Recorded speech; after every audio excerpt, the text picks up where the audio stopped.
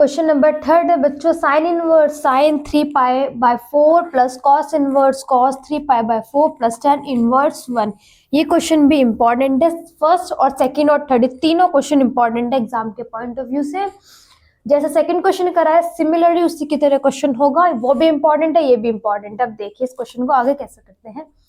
यहाँ पे sign inverse sine 3π/4, यहाँ पे भी पहले साइन इनवर्स को हम ऐसे का ऐसे हम लिख देंगे साइन। अब देखिए 3π/4 को हमें ब्रेक कर उसकी तरह नहीं करना, जैसे पहले क्वेश्चंस में करा साइन से साइन कैंसिल आउट कर देते, इसमें वैसा नहीं होगा, इसमें थोड़ा अलग होगा। इसमें 3π/4 को हमें ब्रेक करना है। कैसे ब्रेक करेंगे 3π/4 को? हम पाई माइनस π/4 करिए। देखिए 4 1 सा 4, 4π में से पाई माइनस करेंगे तो आपको कितना आ जाएगा 3π/4। इसको हम इस फॉर्म में हम लिख सकते हैं, ठीक है।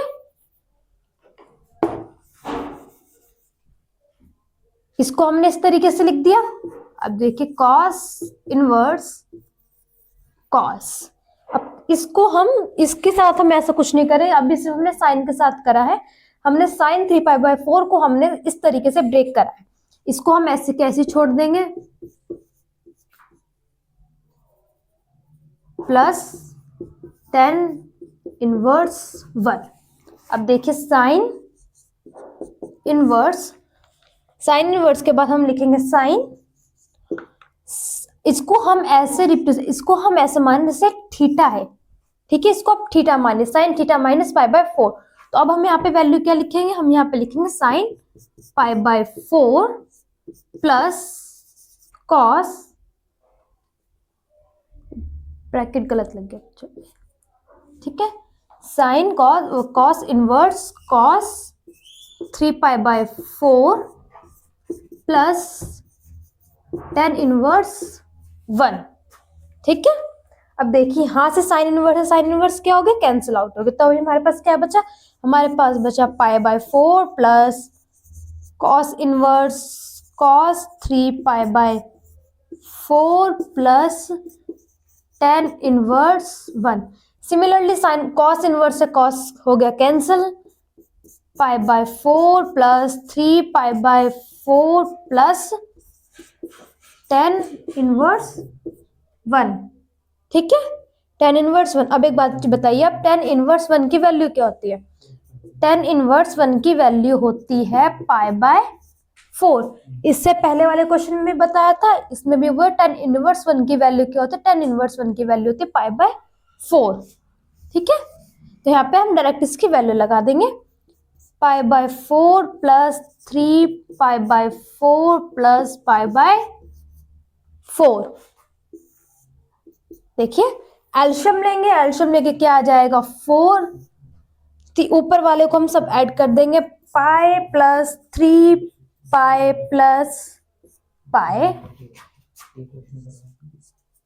ठीक है। रुकिए एक मिनट,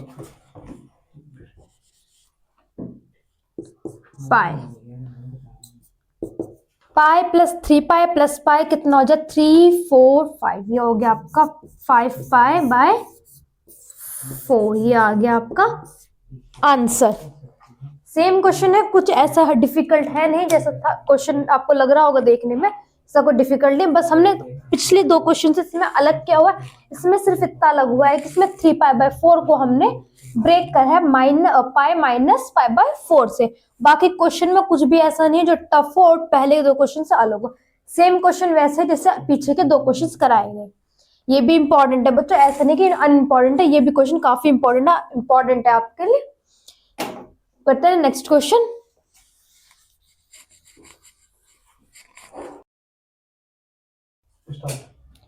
ये आपका नेक्स्ट क्वेश्चन है साइन इनवर्स साइन 13π/47। ये जो क्वेश्चन है बच्चों, अब तक के जो 3 क्वेश्चंस करे उससे बिल्कुल अलग क्वेश्चंस है। वो जैसे पहले 3 करे थे, ये क्वेश्चन उसके जैसा नहीं है, ये है थोड़ा डिफरेंट क्वेश्चंस। आप आपने पढ़ा होगा इस चैप्टर को कि डोमेन रेंज, उस टाइप का ये क्वेश्चन है। इसमें आपको रेंज बतानी है, ठीक है। साइन इनवर्स साइन 13π/7, ठीक है। पहले हम लिखेंगे we know that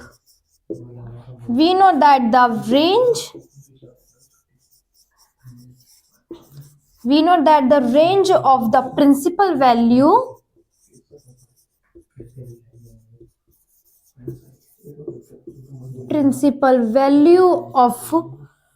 principal value branch of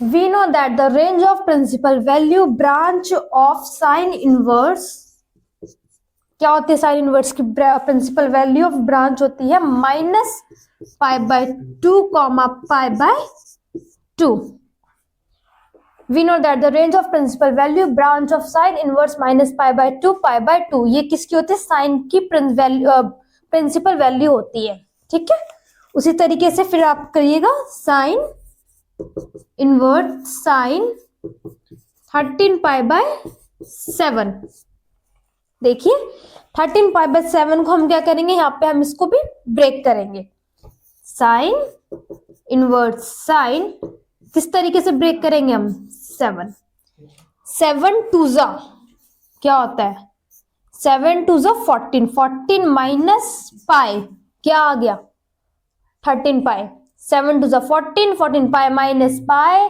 is equals to 13 pi तो इसको हम इस तरीके से लिख सकते हैं ठीक है अब देखिए साइन से साइन इनवर्स क्या हो गया कैंसिल इसको एक काम कीजिए ऐसे ब्रैकेट बनाइए ये हो गया कैंसिल अब हमारे पास क्या बचा हमारे पास बच गया देखिए इसको हम थीटा की तरह वो करेंगे जैसे साइन थीटा -π/7 इस तरीके से हम करेंगे तो अब हमारे पास क्या बचे हमारे पास बच गया है सिर्फ -π/7 ये रहा इसका आंसर फिर बता रही हूँ मैं आपको ये क्वेश्चन जब अभी 3 क्वेश्चन करे उससे बिल्कुल क्वेश्चन ही अलग है इसमें आपको प्रिंसिपल वैल्यू ऑफ ब्रांच निकालनी होती है जिसमें आप पढ़ के आएंगे डोमेन रेंज चैप्टर में जिसमें ये बेस पूरा का पूरा फॉर्मूले से है हमने क्या करा साइन इनवर्स का प्रिंसिपल वैल्यू ऑफ ब्रांच निकाली -π/2 π/2 उससे हमने क्या करा जो हमें गिवन क्वेश्चन था 13π/7 उसको हमने ब्रेक करा ब्रेक कैसे करा 2π -π/7 से सॉल्व करा तो अगर हम इसको इस तरीके से हम लिख सकते हैं ठीक है देन फिर इसको हमने थीटा माना साइन थीटा -π/7 से ये आ गया आपका रिक्वायर्ड आंसर ठीक है ये आ गया आपका रिक्वायर्ड आंसर ठीक है अब करते हैं नेक्स्ट क्वेश्चन